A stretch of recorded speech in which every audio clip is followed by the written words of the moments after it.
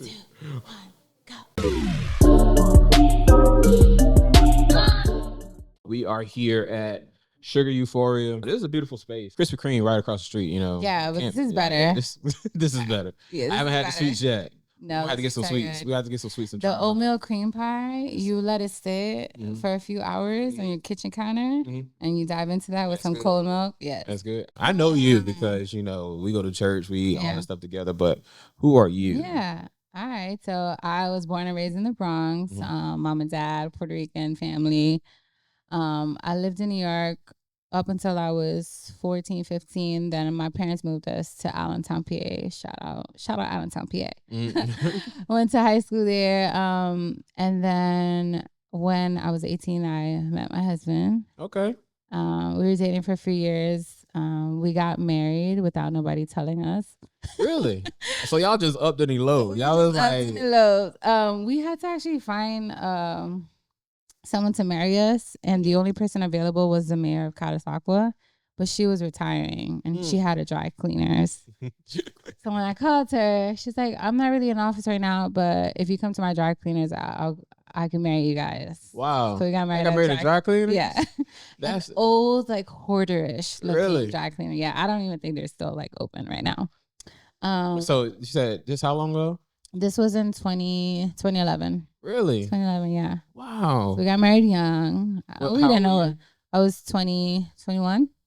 Wow. 21, yeah. Okay. Nobody knew I didn't even seek counsel from nobody. I didn't seek advice. You just did it. I just did it. I was like, Lord, I hope this works out. But you knew though. I knew. He was just so different from anyone I met. And it's funny, we both tell each other that we prayed for one another. Oh, that's good. At 21, I was like, I want to be married. Like, I would have kids. Like, that was the life I envisioned for myself. So when I met him, it was definitely like an answered prayer. And for him, a few years later, he joined the Marine Corps.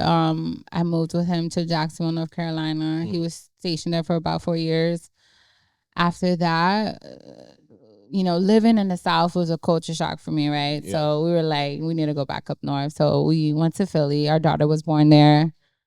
And that was a culture shock for me. Yeah, I believe. Going back up north, trying to say good morning to people, and people not receiving it well. Yeah, people not. And it's a different culture, yeah. I went from calling people like sir and ma'am, you know, like in Philly. Like, I couldn't do that over there. Yeah.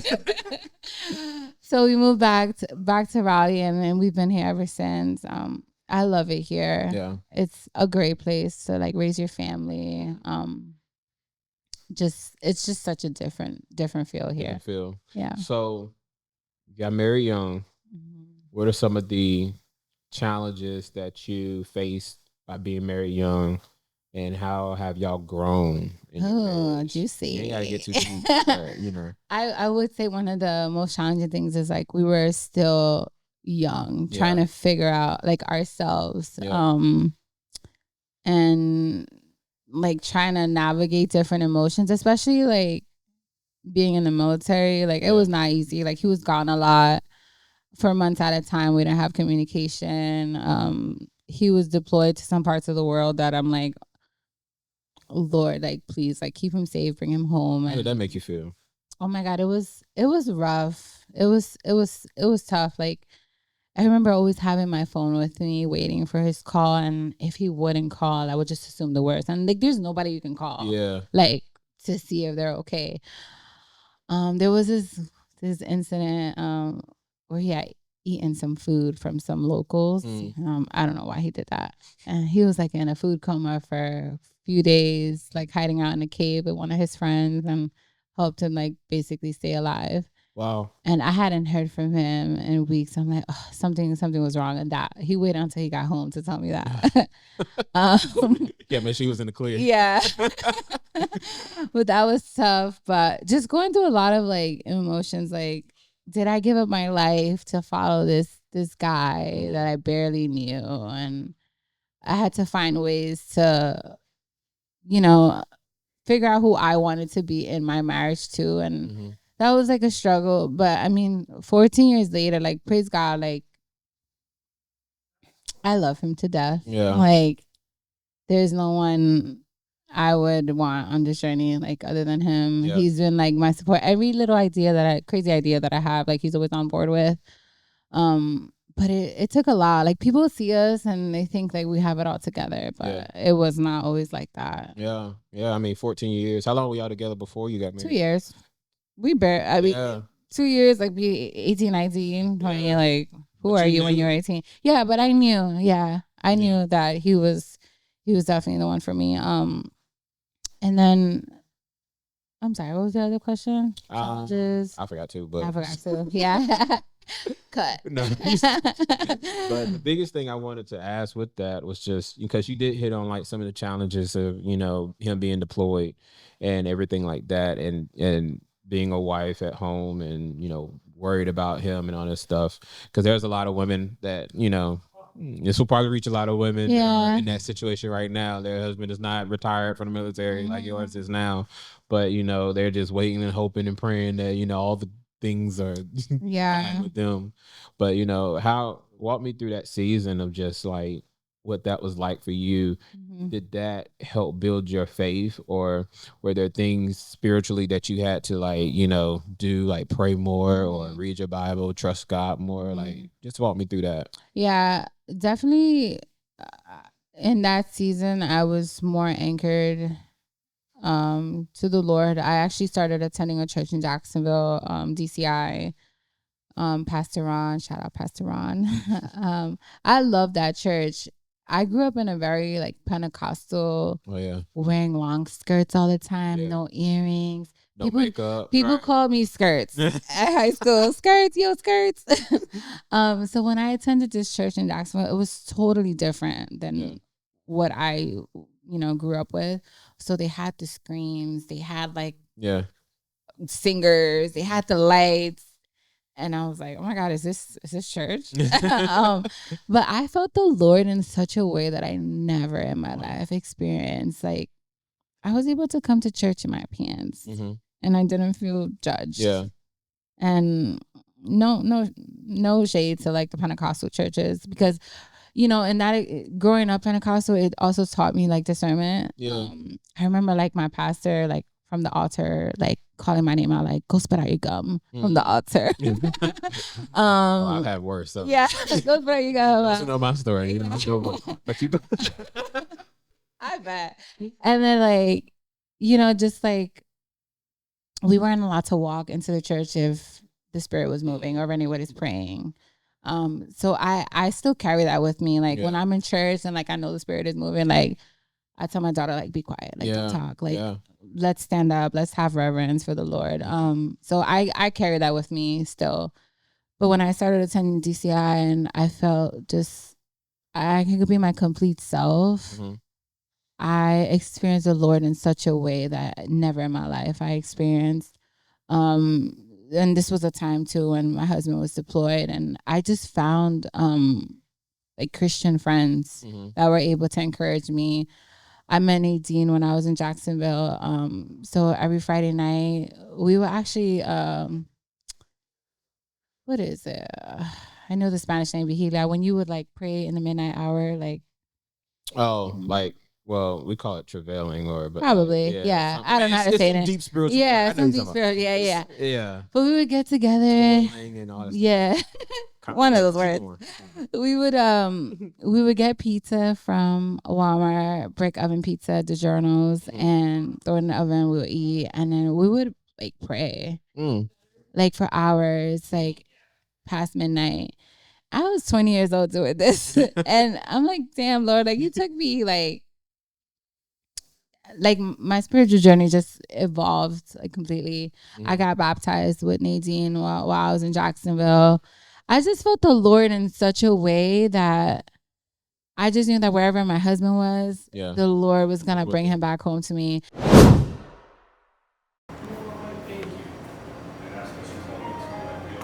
I had struggled for a few years with infertility and just like things with my hormones and my cycle. And I remember being 18 years old and the Lord gave me a vision that I was going to be a mom. And it wasn't happening. Like we were doing treatments and doing all the things. And it wasn't until I was 26, so from 19 to 26 that I had my daughter. And even that is just a testimony in itself. Yeah. I was 19 weeks pregnant with her, and the doctor, I was going into labor, and the doctor told me to have an abortion. Really? My mom came in. I was an hour away from her, and she came in with like other women of the church to pray over us in the ER. Like the ambulance is waiting for me to get on. Wow. And my mom is there just like praying. What was wrong with your daughter?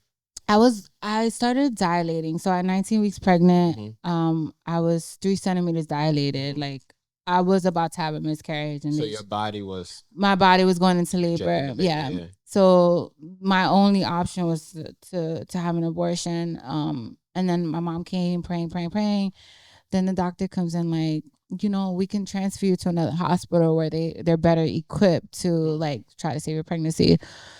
So we're going to a different hospital in Philly, and they took me to the wrong hospital, first of all. Wow. So when I got to the wrong hospital, there wasn't a doctor waiting for me. So they had to call somebody in. It was 1 a.m. I had to have this procedure done where it's called a cerclage. They tie your cervix so that the baby doesn't come out. I had that procedure done, and it was a 50-50 chance. Like they either break my water and the baby comes, or like I'm good. So the surgery was a success, and a few weeks after that, my husband's father passed away. 2 weeks after that, I'm at work.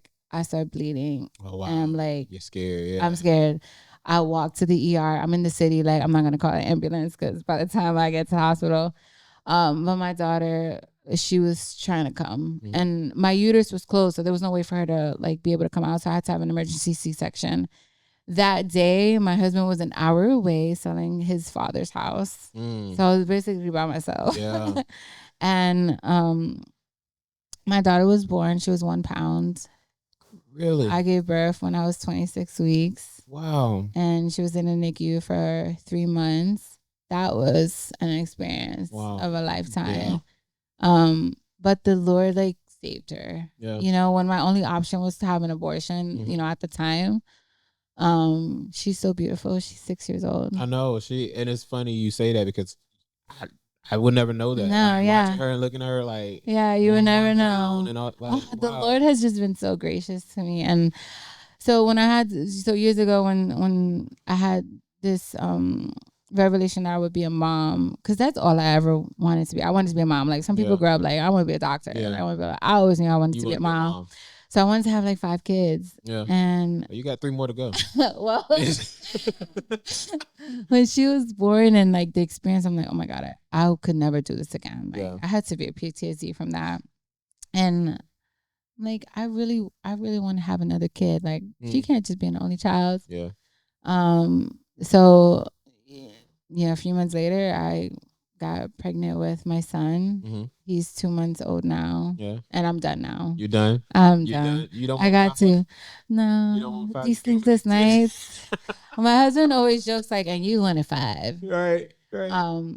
But all this to say, like, I think you have this vision of what life could be. And the Lord already has one, like, perfect. Planned and perfect. Yeah. Like, I don't know if I would be fine with 3 more. Look, I got 4, so I mean, yeah, I'm sure that was destined for you. It's crazy. But we wanted 4. So like when we first met, and we were talking about all the things like babies, like all that stuff, we both said 4. Yeah, and it was weird because I didn't come from a big family. It's just me and my sister. She comes from a semi-big family. She has 3. I mean, it's 3 of her. It's 3 of them,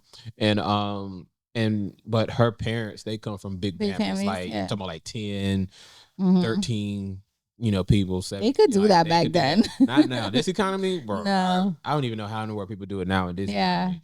Because they homeschool them. I got to. Like, and somebody's not working. They feed all them kids. Yeah, they got a garden in the and chickens. They go garden, chicken, kill, whatever. Yeah. Because ain't no way you can do a grocery. They making butter and bread out home. Churning butter, right? Making bread, like you got to do something because I don't know. But I love hearing that because you talked about how 7 years, 7 years, that 7-year gap. Did your faith ever like Oh yeah, Like, did you lose faith? Because I there's did. people now that's like, they've been praying and believing and waiting for God to like bless them with a child, and you waited 7 years I before waited God 7 years. blessed you Yeah. with your daughter. Yeah. It was, I was discouraged, especially seeing friends having kids. Yeah. And it's just like, when is it gonna be my turn? How frustrating was that for you? So frustrating. And you know what? Like, I never want to forget like how kind the Lord has been. Yeah. Because I think there's a lot of people that get what they've prayed for and they forget that other people are struggling with that. And like, I'm always like conscious of always remembering my struggle because I know there's somebody else struggling. Yeah. Like, I never want to forget that the Lord blessed me in that season. But okay. it was hard. I mean, it came to a point where I was fine with adopting. Like, if the Lord wasn't gonna bless me this way, like, I was open to adoption. There's so many kids right now that need homes.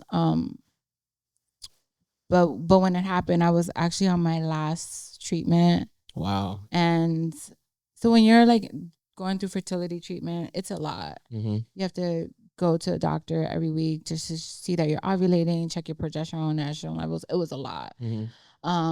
So mentally, after 9 months, like, I was just so tired of it. And I had one more procedure that I needed to do. And a week later, I was pregnant. And that was like, and it's crazy because me and my husband just bought a house with 5 bedrooms in it. And I'm like, why are we doing this? We bought this huge house and I was pregnant at the time. By faith, right?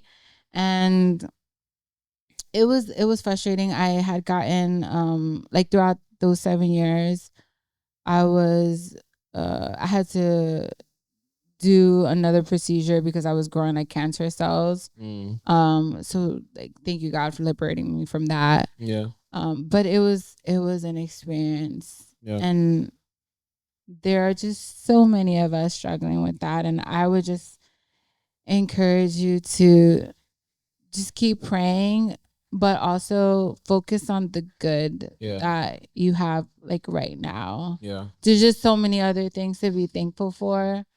But I always believe like timing is everything. I think that the Lord didn't give me children at that time because he was away. Yeah. Always away at deployment or trainings. Like, I don't think I would have wanted to raise a child like basically on my own.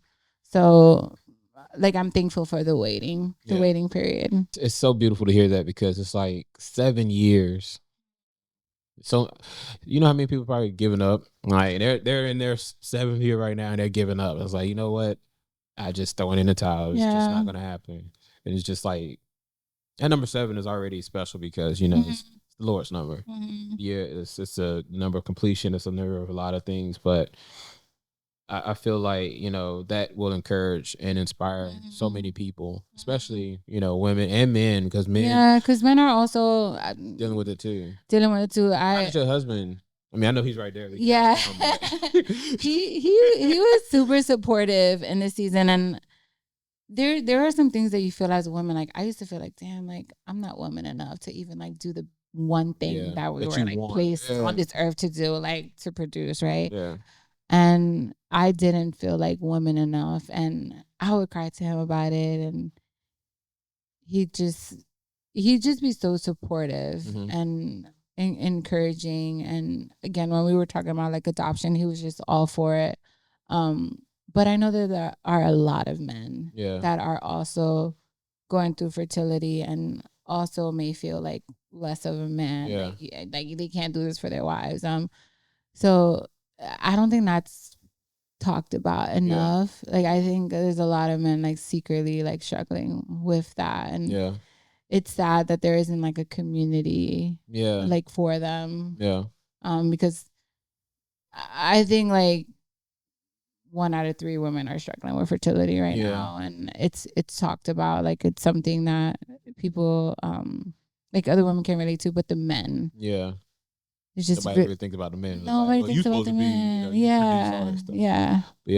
So it's sad. I'm hoping that through these coffee and cheese and coffee socials, like, you know, you can find a friend to be vulnerable and express residue, because I find like when you talk about it, it alleviates some of like the pressure or like sadness the fear, the fear, the sadness, and a lot of that, the anxiety that comes behind that, depression. Because I mean, it can be depressing, like, but at the same time, it's like you kind of can't never lose hope in it either. You can't lose hope, but you know, I sometimes wonder, like, how, I don't want to say giving up, but how do you get to a point where, you know, maybe that life wasn't the one that God designed for you, right? At the end of my 7 years, I thought, like, okay, maybe I'm not meant to have children. Like, maybe I'm meant to do like something else and like adopt. Like, so it's also like hard to not throw in the towel, but also to accept that this could just very well be your faith. Like, and what the Lord has called you. So that's hard too. Like, how do you accept that? It's funny you say it, because I was thinking about when growing up, I wanted to play basketball. So I was like, everybody wanted to be right, 6'2". I want to go play the NBA. Like, that was already set. I had the dream. Like, I'm gonna go to UNC. I'm gonna play at UNC, ball out at UNC, and then I'm gonna go straight to the pros from there. 4 years at UNC, I'm gonna go pro. Cause like that's what I've seen. Like, growing up in Durham, I love basketball, all that stuff. Well, I wasn't good enough because nobody came to see me. Nobody came to see me play basketball. All 2 years that I was at school playing basketball in high school. And by the time that we got to the place where it was like, okay, well, I'm going off to college. I did send in some recruitment tapes to different places and whatnot, but didn't really get a lot of feedback. And so that dream kind of like deferred. Like, so I had went off to Barton College in Wilson. And I did send my tape to the coach then at the time. And I had the opportunity to try out for the team. And I was going to do it. I really was, because I was playing with the guys already. Like, I was, I was good. They were like, yo, you could really play with us, because I was good with defense, but I was also like pretty, all right with offense and whatnot too. I'm not really a offensive guy as far as shooting threes. Like, I can play in the post and all that stuff. That was one of the struggles. 'Cause I'm 6'2", and know, when you play in college level, 6'2" is a guard. That's not really, a center. And I played a lot of center in high school. So it's like, you have to adjust. So with me not really playing guard, I had to guard other guards in college, which wasn't hard, but at the same time, like, I could lock them down and all that stuff, but you have to really evolve your game and stuff like that. That would have taken me much longer to do that, because I would have had to invest a lot of time, effort, and a lot of practice into the craft, as far as like training, learning how to become a guard after playing center for 4 years and stuff. Is like learning how to do those things. Well, during that process, it was very difficult because my mom had gotten sick. So she had, in 1998, she was diagnosed with breast cancer. Well, not breast cancer, lung cancer, and was only given 2 years to live. The Lord healed her. She had a lung and a half, and everything was good. Up until 2008, 10 years later, I'm going off to college. She's helping me get all the stuff, move all the stuff in. We share a moment. Once I move in, we both crying and hugging each other, like, oh, I don't want you to come. I'm gonna miss you, blah, blah, blah, and all that stuff. And then she leaves, but she was, at the time, she was dealing with numbness in her left leg and didn't really tell nobody that she was dealing with that. And what ended up happening was, she had some brain, like some cells that had, from the lung cancer, that traveled up to her brain. And it developed into a brain tumor. And so we didn't know, but then it was like, all right, well, it's back, so let's do that. So 2 years in, we're dealing with that. I transferred from Barton, moved to back home to Durham, go to North Carolina Central University. And during that time, my mom had become paralyzed. So because not only was the tumor on her brain, but now the tumor had, some of the cells had moved to her spine. And it constricted her spine and constricted her ability to move. So not only am I in school full time, that's so, now I have to like work because my dad, he needs help with the bills and stuff. So me and my sister, we're working, we helping him with the bills. So I'm in school full time, I'm working full time. And then I'm trying to still kind of make my own thing. So I picked up 2 jobs. So I'm like working 2 full-time jobs, working full-time. That's tough. I'm working in school full time, and then come home at night and having to be a full time caretaker for my mom because my dad has to work, so he has to get up at 2 o'clock in the morning. So he's knocked out from like 6 o'clock at night till whenever he has to get up. And me and my sister are just at home rotating, taking care of my mom. I would try to be there as much because I wouldn't get off to about maybe 11 or 12 o'clock. I would go. My sister would help out as much as she can, and then by the time I get there, I would help as well too. It's a humbling experience changing your mom's diaper and things like that, and stuff like that, helping her out. Because this woman who was once strong and all these things, she's now suffering with this stuff, and so it's a season that we were in with dealing with that. And how old were you? I was 20. So this is from 2008 till 2013. So I was 18 up until 22. Wow. Yeah.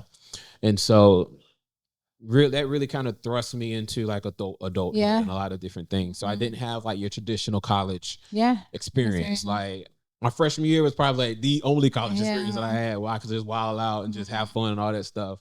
But after that, it was I had to help take care of my mom, help take care of the family and do those things. And then 2013, my mom passed from cancer. But it was beautiful because my oldest son, Morel, he was born in May of 2013. She held on long enough for him to be here, for him to be born. So as soon as like he was born, we came straight to the house. She held him, all that stuff, up until like her last days. She just held him in her arms and all that sweet stuff. And so like literally, I got a picture of him on the last week of her life. That's sweet. She's holding him, and like they both sleep. They both knocked out with their mouth wide open and whatnot.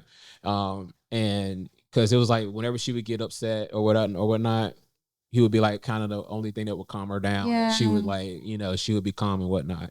And so that must have been hard for her too to probably know that her life was coming to an end. Yeah. And how was your dad in this experience?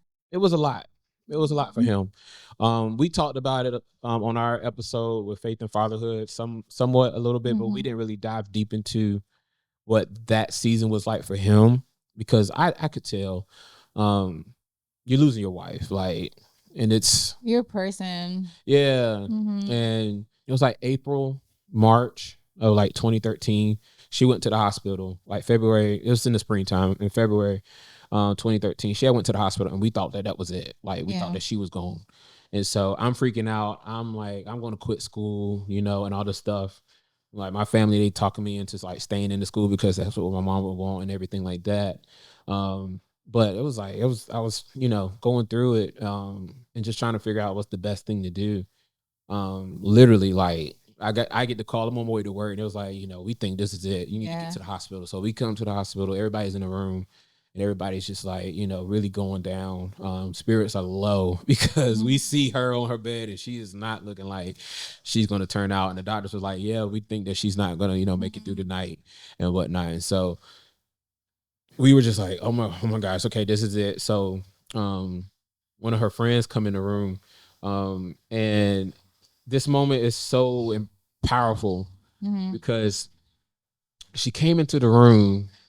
And she came into the room with the boldness of Christ because she was like, if nobody has the faith that God can turn this around, I want you to get out the room right now. And like different ones got up and left, but different ones stayed. I stayed and she just started praying. Yeah. And she just started praying over my mom.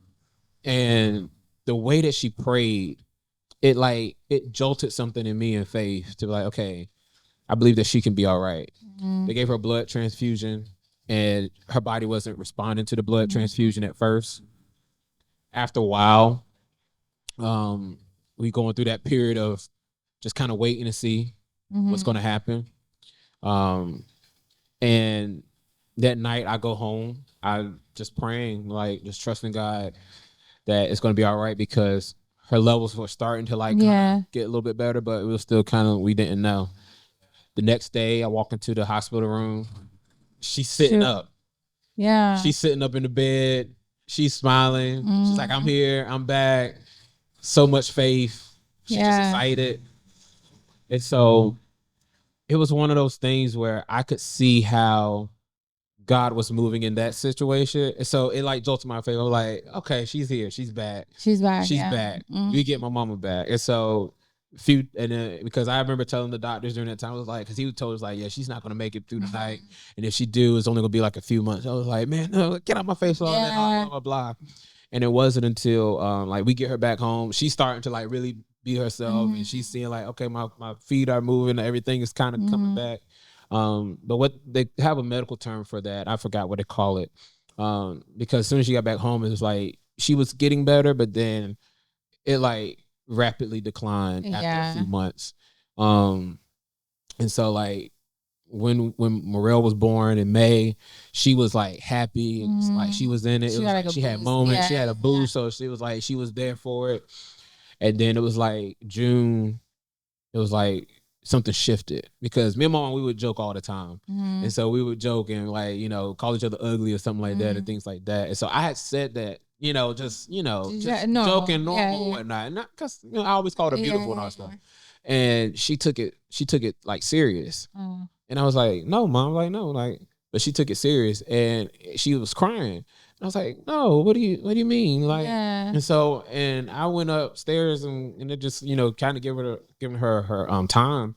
And one of our friends, she came in, one of our family friends, she was like, TJ, I've seen this before. It was like, you don't have that much time left. And I'm like, no, she's gonna be here. She's gonna be around. Like, she was like, no, when this happens, she doesn't have that much time left. And I'm like, okay, let me. So I went downstairs. I apologized, and we talked a little bit and everything like that. And then I went back, and I was just like, no, we're gonna have more time. There's more time. July comes. My aunt's over at the house, and she says something about to the effect of like, after your mom passed or something like that. And I'm like, and I was just like, no, that's not the thing. And it triggered something in me, because I left. I just went upstairs, didn't say anything. I just went upstairs, and then I shut the door, and I just like broke down and just started crying. My sister, we have I call it like, that sister brother instinct. Something, she knew something was wrong. I thought I had dipped out, like, cool. It was like, let me just dip on it out, have my moment, right? As I dipped out, went upstairs, closed the door. I tried to close it softly and all that stuff so that nobody would come in there, and I just fell to the floor and I just started crying. And my sister came in and she saw me on the floor crying. She's like, I knew something was wrong. She was like, she just came in. We was crying on the floor together, and I was just like, that moment was tough, because that was me accepting. It's hard to accept. It's the end. Yeah.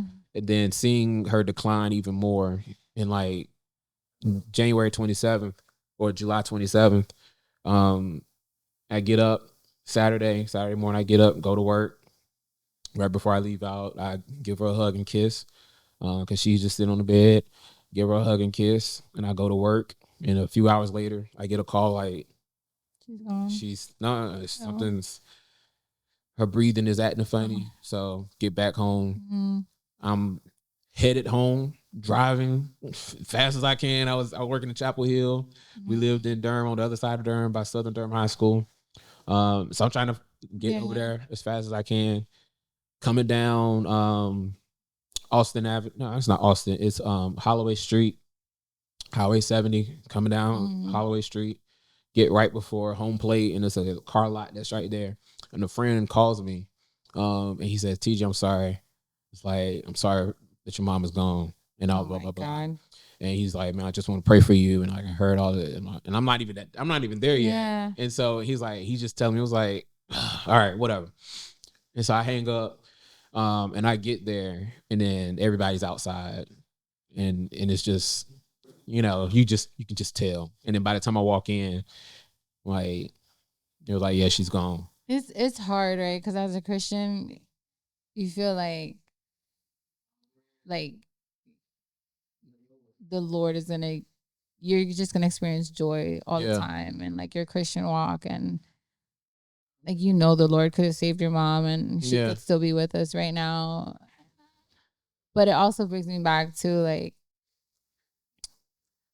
like faith is believing, right? Without saying, but faith is also like like I can believe you got to do it, even if like you won't do it. Yeah.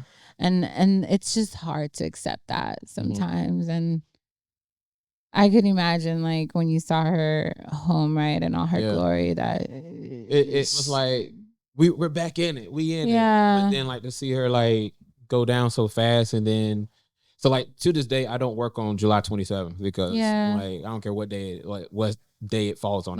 Because that's her day. That's the day I honor her in that way. And it's just I don't like working on that day because it is usually sometimes kind of tough. Yeah, you have this vision, right, of what life could have been. I think the same thing for my husband's father. Like he passed away so suddenly, and he was so excited to meet his granddaughter. And I always think from time to time, like, oh, how would life be right now if like you were here? And I think about that all the time. Like, that thought never leaves because as the kids are getting older, like even last night. So, because my picture on Google is a picture of my grandma, Grandma Dot. She's holding me. She's passed. She's going with the Lord, but she's holding me as a baby. And so, and I was telling my wife, I was like, yeah, Grandma Dot was here because we were looking at my youngest son, Marley. He had face. I mean, not face, but like head shaped like mine, has big ears and stuff too. And I was like, oh yeah, Grandma Dot would have a field day with his ears. She used to play with my ears and stuff all the time. And I was like, yeah, she would love his ears. But it's like life, right? Like life. You just have to like kind of go through it and just know that God just has a bigger plan, a better plan, and you may not understand it because there's tragedy all around us, right? And you just have to like keep going with it. And the thing is that grief comes in a lot of different ways.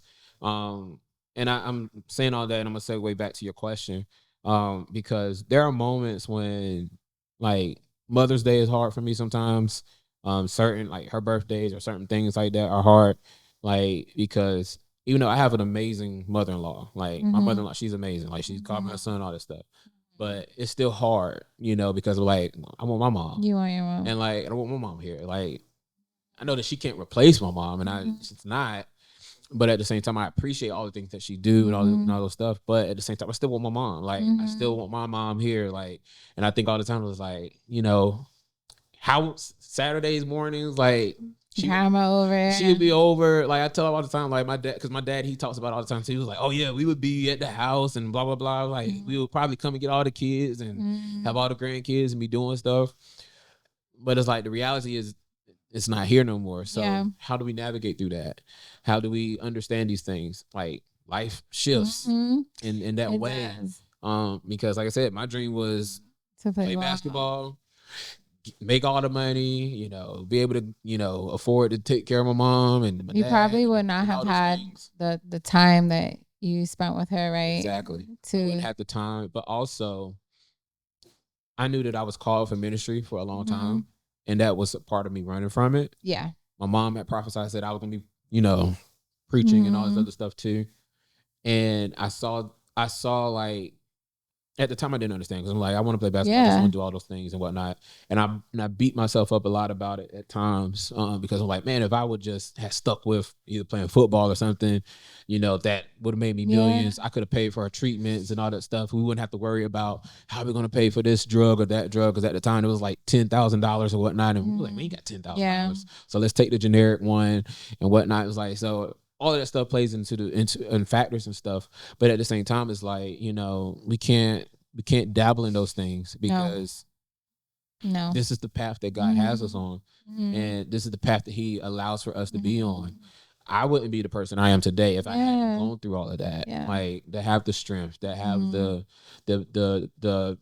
I don't know what you want to call it, the fortitude, whatever, but to be the ability to just kind of read situations and be in the room with different things. And you wouldn't have had that had you gone the basketball route. Exactly. Yeah. I mean, do you think about it sometimes? Oh yeah, absolutely. All the time. Like, I mean, we're human, right? Look, I'm 35. I would have been retired by now because I wouldn't have lasted long in the league. Let's be real. I would have lasted long enough just to get like, a couple meal and, a nice comfortable life, and that's it.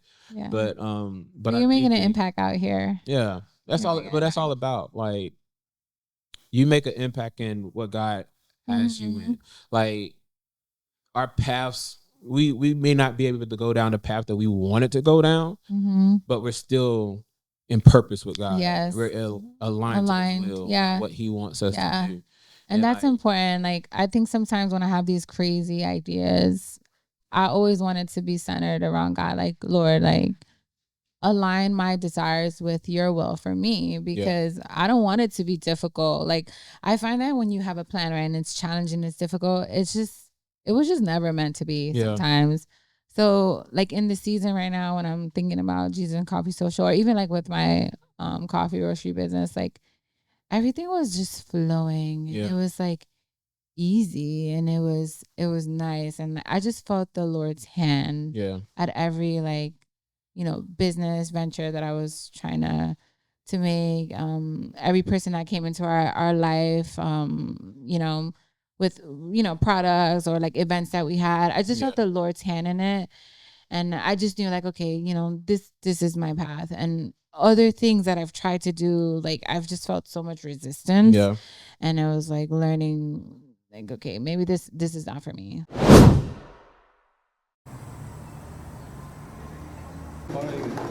Oat milk. Oat? Okay. You have oat milk? Yeah. And then I'll just do a vanilla hot. Hot vanilla, iced apple. Iced apple. Okay. Whole milk? Whole milk for me. And yours is the apple? No. Or the vanilla? Vanilla. Okay. Vanilla whole, apple oat. Okay.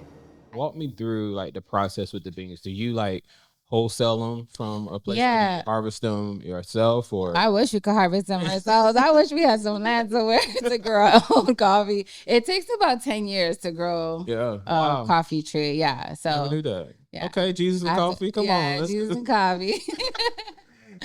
But we work with a small farm in Guatemala. Isabel actually met the owner.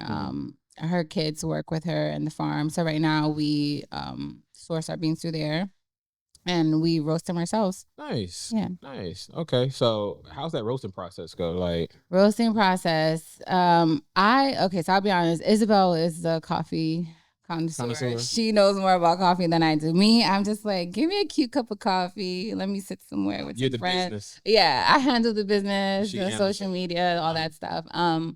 But our process is we have a air roaster, so we roast in small batches. It takes about 3 to 5 minutes for a 12-pound batch to roast. And again, it's through an air roaster. So I always like to tell people, think about like cooking a hamburger on an air fryer versus a grill. Most of the coffee companies that roast coffee use an air, like a drummer, and it has a flame like feeding into it or gas. So ours is just hot air that's cooking the beans. Okay. So in an air fryer, you're cooking a hamburger, you're getting like straight hamburger flavor versus like cooking it on a grill. You're going to get all that chalky, fire flavor. Yeah. So our beans are just very pure, fresh, and we roast to order. So nothing that's ever sitting. Nice. Okay. That's dope. Yeah. So how did you get into the business side of things? Like, how have you always been like business focused? Yeah. Business driven, like, I think so. I've always had a business entrepreneur mindset. I tell my husband all the time he's married to different types of women. Because in a good way. Keeps things fun. I had a photo studio when I was living in Pennsylvania. I had that for a few years. What else did I do? We moved to Puerto Rico for a little while. Our idea was to buy a house and have it set up as an Airbnb. So I wanted to start managing properties there. What else did I dive into? I had this idea of I love cleaning and decluttering. It's my thing, keeps me sane. Okay. So I had something on the side where I would like offer resources to declutter our homes. And then the coffee business, we're going on 3 years strong. It started off really small, right? Like anything, a lot of errors, mistakes, spending a lot of money. Yeah. But we've grown wiser. Yeah. And now this Jesus and Coffee Social that I am launching early next year. Yeah. Yeah. Yeah. Okay. Well, tell me about that. What's up with Yeah, that? so it literally started. I was changing my son's diaper one morning. Okay. And That will inspire you to want something different. actually, the night before, I was I was looking at a post of this gathering in Charlotte, I think it was, of people just kind of gathering over coffee. It just was so dope, and I The thought, R&B social. yeah, the Yeah. R&B Brew Shout out to Social. them. Like, Shout out to them. You Yeah. inspired her. We're not stealing them. You inspired. You It's just inspired me. inspiration. Yeah. I was like, this would be so dope in a setting of Christian like-minded people. Over coffee. I have a coffee business, so why not utilize that resource? And again, I must have been like looking at this post a few days prior, but I was changing my son's diaper and the Lord just gave me a vision. Yeah. Like, imagine a room of believers just socializing, building community, and just drinking good coffee. Yeah. So like seeing that vision, believers coming together, worship, drinking coffee, what do you see different in that space? I think sometimes when we go to church, it's hard to build community. I feel like people come and then they leave. They're like trying to get out. They're trying to go eat. Right. Trying to go like handle the kids. I don't know, like whatever Sunday errands they got going on. So I don't think there's enough time to really build community and get personal with one another. So my idea of these coffee socials is to, have people just kind of slow down, sit, relax, drink coffee, chat with someone that they don't know, talk about the gospel. And I even think it'll be a good opportunity for non-believers or new people in the faith to gather, and like we're all just people at the end, right? We don't have to be confined to four walls where like you see somebody worshiping, raising their hands, and you think they got it all figured out, and they don't, know. So we get down to these small spaces and just kind of socialize, and I just feel like it's an intimacy there. Yeah. Especially, it is an intimacy there. Yeah. Especially now. I mean, COVID was like, what, 5 years ago? Yeah. 6 years ago. I don't know about you, but I feel like people are still stuck in like this phase where they don't know if they can talk to people or like say hi or crack a smile. Say something. Say something. Yeah. So I'm just like a firm believer. Like you get a group of people together and like it doesn't have to be awkward. Like let's talk. Let's build community. And you don't know, like you can find your best friend there, your wife, your husband, like. So I'm looking forward to that. Yeah, just seeing a group of believers come together and just do life. And I don't know, this vision that the Lord gave me. I know it's gonna start off small, but I know eventually it'll build, and I'm looking forward to that. Yeah, the biggest thing is starting. Yeah. So you have the business mindset. You know. You have to start small. Yep. And then you scale from there, right? Mm-hmm. And it's the same with like launching anything that you're doing. So like even with the podcast, we started small. Like my podcast literally started in my closet. Yeah. Like I'm in the closet. My wife's bra's behind me. All the clothes and stuff is all around me, and I'm just recording. Yeah. I didn't have video, so it was easy for me to get away with that. Yeah. Just be seeing all that personal stuff.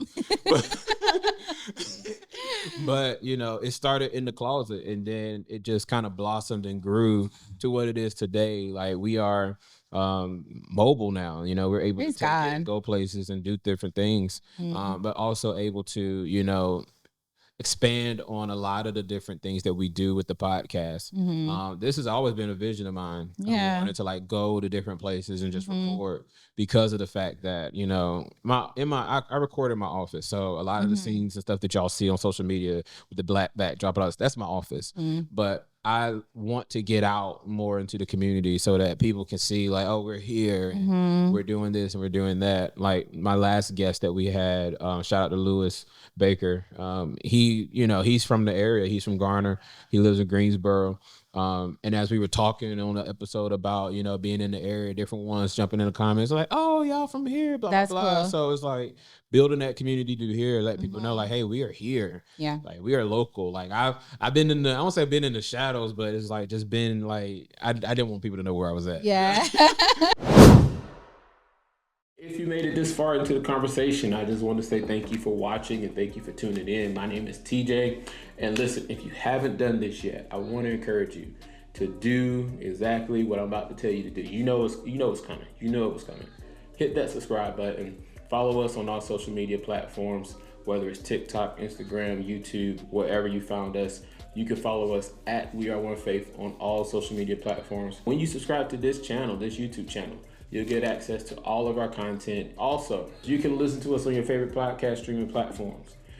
Wherever you like to stream your podcast, you can find us. All you have to do is search OneFaith Podcast and you'll find us there. With your support, we are able to spread the gospel. With your generosity. Just playing. With your support, we are able to make sure that our content reaches the people that it needs the most. And if you've been blessed by what we've been doing with OneFaith, I just want to encourage you to share it with somebody else. The more people you share it with, the more it helps us to spread the gospel and also to make sure that we reach that person. So thank you for watching.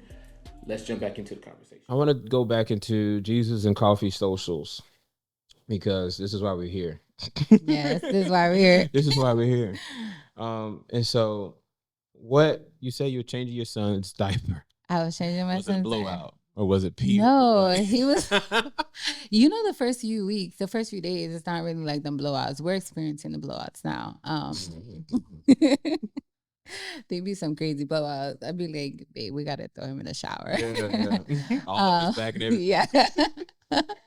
I was changing his diaper and I just had this vision again of people just gathering over coffee and like just vibing over Christian music.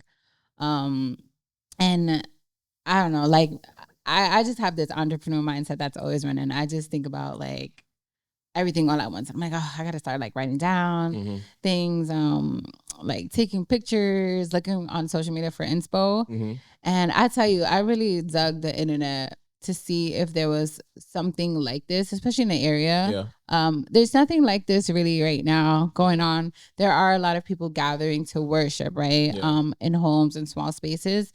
But my idea is just it's different. I want to bring more of a social setting again, where people are talking, getting to know one another. I don't have it all together right now. I'm still looking for a place, looking for a day, one to launch.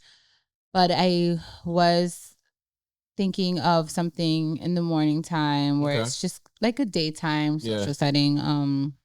With a DJ. Yeah. So I was looking for a DJ.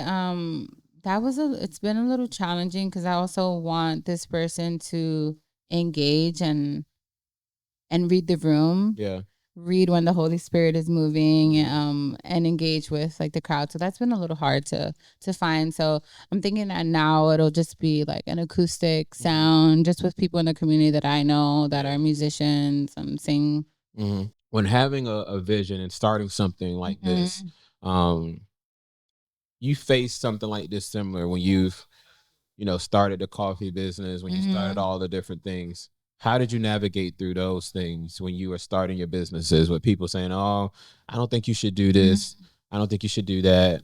How did you navigate through that? Yeah, I did it anyways. Yeah. I mean, when me and Isabel started the coffee roastery business, I remember being at TJ Maxx and I saw this espresso machine. It was like a $600 espresso machine. I called Isabel and I was like, should we get it? She's like, yeah. And I'm like, yes, that's why you're my partner. Like, we didn't think about it. We didn't calculate no numbers. We just did it because I think a lot of the things that hold us back is just like overthinking. And a lot of our business, like throughout our journey of owning this or starting this coffee roastery, we spent money on things that you didn't really need. That we didn't even need, but we have learned so much through that process.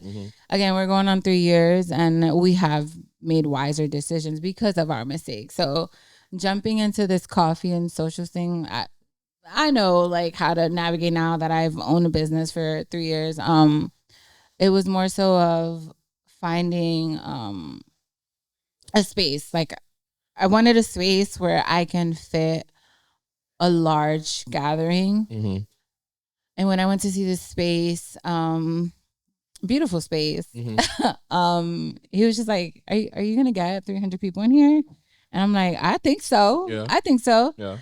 Especially like, I feel like there's such a revival going on around, especially here in Raleigh. Like, I think it's so beautiful. I haven't seen anything like that in years. So I'm like, I think I could get 300 people in here. He's like, you sure? Like, do you want to serve alcohol? And I was like, no, this is a Jesus coffee social. Like, we're just offering coffee. He's like, well, like, you'll make a lot more money if you're offering alcohol. And I'm like, he downed my spirits there a little bit.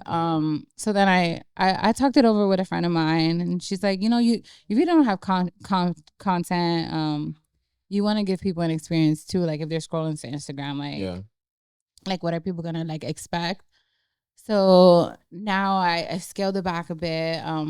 Currently looking for a smaller space to host just like a group of 60 people. Mm-hmm. So that's where I'm at right now. Yeah. I think that what you have is something special because, he's right. Like, you would make a lot more money. Yeah, and I'm not doing it for money. Like, that's one thing I want people to understand. Like, I know people can monetize this right now, but in the end, like, I really just want to honor God with my talents. Like, I feel like I have a talent for gathering people and hosting. I love hosting events. So this is like my goal right now. If the money comes, hey baby, like the money's praise the Lord. Praise the Lord. But I'm just wanting to create a space where people can find a friend. Yeah. Especially like Christ-like minded friends. I have found that there's different types of friends for seasons. Like, there's certain things that I go through in my walk of life where I feel like I can only share that with a friend that is a believer. Yeah. You need that friend that's gonna like pray for you and like, I'm gonna call them up and it's like, I'm going through this and that, and they're like, okay, let's pray about it. Like, let's fast. Yeah. Like, you don't get too many friends that are willing to fast. Yeah. I actually have a friend, Nadine. I've known her for years. When I brought this idea to her, she's like, you want to fast about it? And I'm like, oh, good. Right. Yeah. And I'm like, you would give up like your coffee, your food, you're gonna give up to do this with me. And I think that's special to have. You feel like less alone. Yeah. Mm-hmm. So no, that's good because you're gonna need that, especially like how you shared how you started with the coffee thing and met a lot of opposition, and then even now like you could make a lot of money with the alcohol stuff, but we're not gathering to drink alcohol. No, we're gathering to drink coffee. My coffee. Right. Yeah, my coffee, my beans. But we gathering for that, but also to enjoy the fellowship, because there's more to you than just coffee. There's more to you than just those things. It's wanting to build a community, wanting to show people like, hey, I'm here. I want you to connect with different ones, and also find your friend, find your bestie, find somebody that can fast with you, pray with you, and connect with you. I think it's dope. I really do. And like, we're not meant to live life alone. Exactly. We're meant to just have people surrounding us, encouraging us, motivating us. Where two or more that are gathered, right? Like, the Spirit is there. Yeah. So I'm looking forward to seeing like the beautiful friendships that come out of this. Yeah. And not even friendships, right? Like business partners. Yeah. The stories, business partners. I meet a lot of people my age right now too that are struggling with finding like a life partner. And I'm like, who knows? You can meet your next wife or husband here. You could. So like, it's a lot. Like, so the biggest thing for me is like, I know a lot of women who are like single out here looking, but I don't know a lot of men. Yeah. So this is a good space for guys to show up. Come up. Yeah. But you got to have the right motives, fellas. Yes. I'm looking. Don't come in here. Don't come in here looking to hook up with somebody. Yes, because that is not what this social is about. Exactly. It ain't what it's all about. Yeah. You still do things right. Yes. So you got to court her. You need to court her. Yeah. You need to buy her coffee. Right. You need to take her to the movies. Right. Do all the things. Do all the Yes. things. Do all the things. Not just for that one time. But I'm talking about consistently. Yes, consistently. Keep bringing her to the coffee show ups. Yeah. Keep showing up. Meet her there. Right. Meet her there. And keep showing up. Yes. You know, but you know, it's those things, you know, you don't know what you can find. I mean, it's the same with church. I see this as a beautiful ministry that the Lord is allowing you to go into. Yeah. And it's unique because it's not like your typical ministry, like with church or anything like that. It's something that's completely different. Yeah. And it has that spiritual component and a spiritual aspect with it because of the fact that, you know, God has given you this vision and given you this dream to take something that is worldly and to bring it for the purpose of God so that you can get the glory out of it. And it's not to shun or what the people are doing. It's just to say, hey, I think that's dope. I would love to do that. I would love to see that on the Christian side because I want the Christians to see like, hey, there's some dope things. We can do stuff that's fun. Yeah. It don't always have to be boring and we're not in church 24/7. Yeah. You know, all this stuff. I like being in church. I like being in listen, I can get into a room and like you got some worship flowing. Right. We're good. I could be there all night. Right? Yeah. I could be there all day. And that's the thing with the coffee socials because once you have the music, the worship flowing and the spirit is like right and people are tapped in.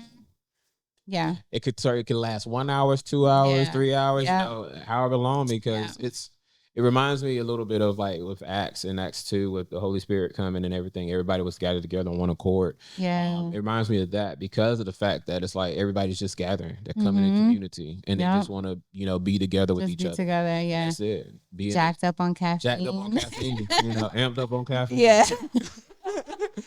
But at the same time, you know, in the spirit and really flowing and enjoying that atmosphere. And so when you sent me the DM, it was like, yo, I want to do this, that, and the third.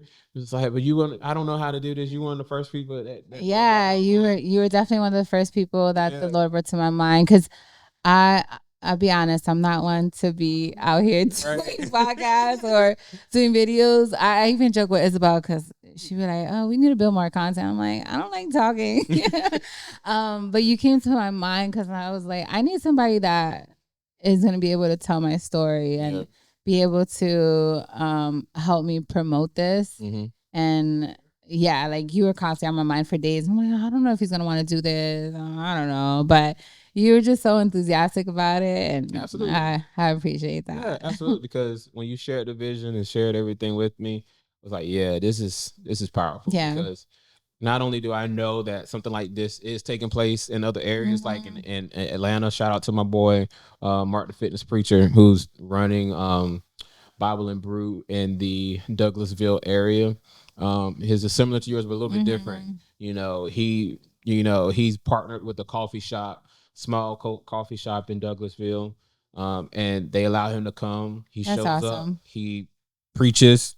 And then he leads people in prayer. That's awesome. They just pray. They're in a coffee shop. They're praying. People walk in, don't even realize that they walking into a coffee shop. Having a prayer meeting right in the middle of it. But he does that. Yeah. And he's seen people be healed. That's amazing. People come to Christ and a lot of different things that happens in that. Yeah. And again, like it doesn't have to be confined to a church. Yeah. Exactly. That's beautiful. And that's the thing is like, seeing those things happen there, knowing that it can happen here, and then I actually seeing the vision that you have for it as well too, to allow it to be not your traditional, you know, type of thing, but something that is dope, that is free flowing, that is more no like schedule, no agenda. It's just like honestly, come as you are, enjoy being in the presence of God, enjoy being with each other, like-minded believers, and just enjoy it. And honestly, bring a friend that maybe is iffy in their faith. Like we are meant to spread the good news. So I'm looking forward to that too, right? Like the testimonies that will come out of this. You just walk in here, and like make just make sure my shoes are on. I've been in this space of wanting to step out and do things that are uncomfortable like this right now. Yeah. I don't think I would have ever seen myself doing this a year ago. And, you know, shout out to you because you've made this very comfortable. But I was just telling my friend Nadine, I texted her the other day and I was like, I really want to start like praying out loud. I could. Go ahead and pray. Go ahead and pray. No, right now. Hold on, you wait a minute. All right now. I feel like when I pray like over my daughter, I'm like, I could bust it down. I'm like, open up the heavens, Lord. But when I'm with people, when I'm with people, so anyways, I text her and I'm like, I want to like, can I call you and like pray for you? I just want to practice. She's like, yes, like pray over me. Like call me right now. I need a blessing. Yeah. So I think it's so sweet again to just like have people in your circle that are able to encourage you. Like I think if I would have called somebody else, it would be like, like, are you okay? I'm like, no, I just wanna practice my prayer. Yeah. My prayer walk. And it's just been sweet. Like I have these people in my corner, right? That I've known for years. And I can call them up and just kind of talk about anything, right? Like I have my guard down with them. Yeah. And I think a lot of people are still searching for that. They are. I was telling Nadine, like, it's so sweet to have a friend like you. Like I wish everybody had a friend like this. So I'm hoping that with these gatherings, it can bring more of that space to people. So in the United States, a poll by American Psychiatric Association, APA, found that 30% of U.S. adults stated they felt lonely at least once a week over the past year. According to Gallup, 20% of adults, roughly around 52 million people, say they feel lonely a lot of the day. Wow. And so that's a staggering statistic. A lot. And people would never like show that. Yeah. And it's a shame. Like, listen, call me if you're alone. I'm still on maternity leave until the end of December. I got time. So I love the idea of just meeting up with people. Like I have felt alone. Like when we moved to Jacksonville, when he first joined the military, he deployed right away. Mm-hmm. I was 21, didn't even know how to cook. I actually would practice cooking from early in the morning, like 11 a.m. So that when he got home, the meal was like 10:10. And I was so lonely, like 21, moved to a new state. I have never been further than PA. Wow. So that was my first experience, like being in the South. It was such a culture shock for me. Mm-hmm. And literally I found one of my best friends to this day, Judith. She just knocked on my door one day and she's like, you want to watch a movie? And I was like, yeah, like come in. Yeah. And that's how we've been friends for over 10 years. And that was sweet. Like I needed a friend at the time, and like the Lord brought me like this great friend, and I met Nadine in Jacksonville, and he just kind of started growing up my circle. But I was so lonely, and I know a lot of women that experience that loneliness and never really do anything about it. I think about that and what you're doing as a vehicle to help curb that. Mm-hmm. Because just as you said, like there's women that struggle. There's a lot of guys who struggle with that. Yeah. And that number, honestly, is probably greater than that, because it's just a regular poll that they probably poll within 100 people or anything like that. But when you look at it from a broad perspective, like there's more people that's on the outside that's probably doing this, like that hasn't taken a poll and that do. Yeah. I mean, honestly, in ministry, I'm gonna be honest, like in ministry, there are moments when you feel lonely. Like there's moments when I'm doing a podcast, I feel lonely because I'm the only one that's doing all this stuff. Yeah. But at the same time, there is somebody else. There's somebody else, right? Yeah. Who is going through it too, but at the same time just don't know how to communicate it. Yeah.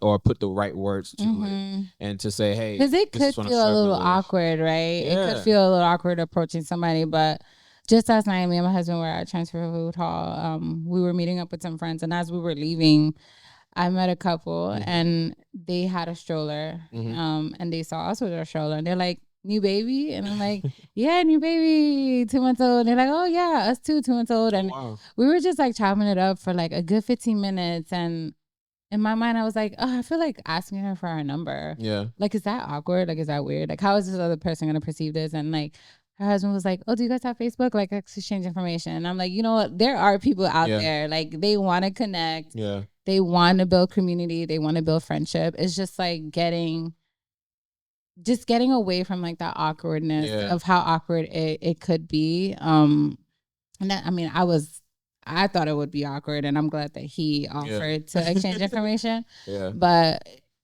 again, it's just like another example of people just wanting to build community.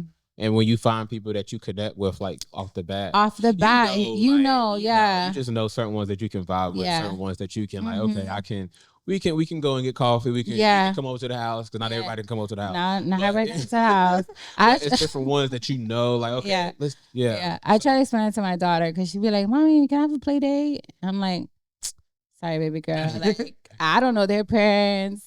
Their parents don't know me. Right. Like, we need to go out and meet at the park first. Yeah. And then they can come over. And then they can come over. Then they can come over. Because we got to get to know these people. Yeah. I mean, but it's the truth. And that's the whole intent behind the Jesus and Coffee Social, so that people can get to know each other. People can grow. Like, you can connect with different ones. You can, you don't have to just have coffee at the Jesus and Coffee Social. Y'all can meet up at different coffee shops. You can meet up at different places and have coffee. Or if you want to like go and catch a movie, go and catch a movie. Or if you want to go and grab dinner or lunch or brunch, whatever people are doing these days, you can do that. Don't have to stay confined to there, but that can plant that seed for people to say, okay, I may be lonely and I can come to this thing. I can find a friend or whatnot, and I can connect with this friend. And this friend can take, help me navigate all of the craziness of life. It can blossom. It can grow into a lot of different things, and you never know. You never know. By you saying yes to God, saying, "Okay, God, I see this vision that you're giving me. I'm going to say yes to it, and I'm going to walk it out." You don't know how many other people will be impacted by yes, by you saying yes to God and allowing Him to do something through you. I think just last week, it was just a busy week for me, and I didn't do anything regarding Jesus Coffee Social, and I was just like, oh, do I want to still keep doing this? And I'm like, you need to snap out of this. Right. Like, you're gonna do this vision. And every time I get a little discouraged, I'm always just like, Lord, you give me this vision, help me. You are the only one that's gonna help me. Nobody saw the vision like I did. You gave it to me. So when I am feeling discouraged, just help me through it and give me encouragement, to keep doing it. We in downtown Raleigh, baby. Downtown Raleigh. Yeah, you got me out. You got me outside. We outside. We outside. I know last summer we were trying to sell our house, and we live in downtown, and we started looking at houses out in the country, and I was like, can I do the country? Can I do it? And I see this beautiful big yard and no sidewalks. And I'm like, you need to walk. You need to see some people. I need to walk, yeah. I mean, I grew up in New York and I moved to outside of Philadelphia area. So I've always been a city girl. Yeah. And sometimes people ask me how do you sleep through this? And I'm like, honestly, if I don't hear madness outside, I start to worry a little bit. Yeah. That's facts. 2026. Be on the lookout for Jesus and Coffee Socials. One thing I want to share with you to encourage you. One thing I do is I write down the visions that God gives me. Have you written it down? I ran it down, yeah. Write it down. Put it somewhere where you can see it. Where you have to walk by it and see it, and read it. Okay. That way it keeps you motivated. Yes, when you get down or when you get upset about something, it's that's good. Just shooting down my I want to do it. You just shot me down.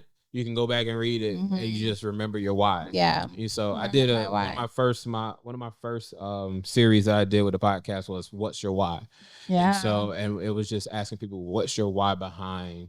Yeah. Well, it started with pastors. I asked pastors, "What's your why behind ministry?" And one again in ministry. Yeah. And it's still up there. It's pretty good. It's one of the earliest stuff that we've done that semi-trash but not trash. Yeah. You gotta start somewhere. You gotta start somewhere. Yeah. But it was just asking those questions what's your why? And so I'll always center back to that. Yeah, that's with good. The podcast, with the different things that we do. What's our why behind it? I'm pretty sure you have to do that with the coffee business and different things. And even with this, because this is such a different thing, it's not strictly business with coffee. It's more dealing with the spiritual business. Yeah. You have to be constantly reminded of your why. My why. With it, because people will discourage you. People will frustrate you. And then not only people will do that, but the algorithm will frustrate you. Yes, that too. Because you be like, okay, I know this is going to hit. It's going to reach different ones. With it. And then you see get a couple hundred views. You're like, come on now. I put a whole lot of work into making I this did. thing work. Yeah. But, you just got to stay consistent. You got Mhm. to stay consistent. Keep doing what you're doing. Remember your why. Always go back and That's good. refresh and reread that why, and just know, like, hey, Yeah. this is why I'm doing it. I'm You're not doing it hired for me. for motivational. Motivational. I got you. Motivation. Look, I need Ruth's number to be my PR because I need some help with the PR piece. Okay, Ruth, I don't know your last name. I don't know your husband's name, but my name is TJ. I run OneFaith. I need some PR help. I'm just like, I'll get you connected with Ruth. But no, it's just that thing because it's so key, especially in this day and age. Mhm. Like, there's so many crazy things going on. There's so many things that can, destroy yes. spirits really fast. Yes. Put that why, like, Mhm. put that up on the plastic. Let's see why. Like, let's Yeah. keep that on the forefront. I That's keep mine good. on my phone, and there's times like not only do I do that, but I have in my notes. My notes I have like 20,000 notes, probably more. Dang, you're like my mom. I just updated. I got her new phone the other day, and she never remembers her password. All right. So I'm like, we had to do all the things. And then when I was looking through, I was like, Mom, are you prepared to lose everything? Because I don't know your password. Like, we're going to have to create a new email for you. I went through her notes. Oh my gosh. She got a lot of them. A lot of notes. Like, remember stuff that you never going to go back and look at. Yeah. And it's funny because, like, I have to go back sometimes and look at them. Like, you'd be surprised sometimes, right? What you wrote like 3-4 years ago. Yeah. I mean, some of these are like 5, 6, almost 10 years ago. And because I pretty much the reason why I'm going there is because I keep a note of a prophecy that was, prophesied over me. Yeah. And whenever I get upset or down spiritually, you're reminded, especially in ministry, I just go back and read that. That's good. And because I can see the progress. Yeah. Where each of the prophecies have come to pass so far. And the evolution in you, I bet. Like 10 years, you're not the same person 10 years ago. I'm seeing the growth and I'm seeing just how much God has matured me. Yeah. But also it's like I can see the next place where God wants to take you. And so it's always centering back on that. I appreciate you wanting to come up here. Any last words, any last things that you want to share with different ones about Jesus and Coffee Social, your coffee business and the things that you're doing? How can they connect with you? All that stuff. You can all up in that. So we have Cafecito Debelles Roastery, Instagram. You can follow us there. Place order. You can order your coffee there online. We don't have a storefront. We're all just kind of online. We roast to order, so your coffee is fresh. Jesus and Coffee Socials, Instagram. You can follow us to get like the latest updates and see when we're going to be launching our first event, our first social. Sounds good. Yeah. All right. Thanks for having me. Absolutely. This was fun. I hope you was all nervous. I was nervous. What to do? I'll be better than I you ready to like go for another hour, ain't you? I could go for another hour.